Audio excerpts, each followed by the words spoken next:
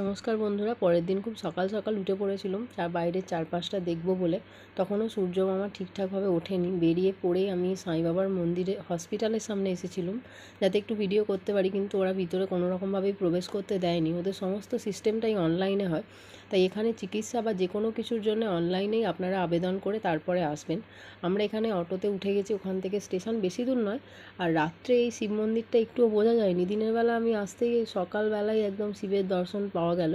আর এখানকার রাস্তাঘাটগুলো খুবই ভালো, কিন্তু একটাই সমস্যা, লোকালয় একদমই নেই।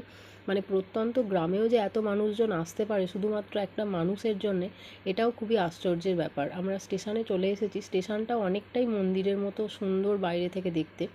তো লোকজন খুবই কম। সপ্তাহে এই ট্রেনটা থাকে, প্রতি সপ্তাহে একটা করেই ট্রেন এখান থেকে হাওড়া আসে এবং হাওড়া থেকে যাত্রী নিয়ে এখান থেকে ছাড়ে আর কি। তো চলো, আমরা ট্রেনে উঠে গেছি। আপাতত আবার দেখা হবে কালকে।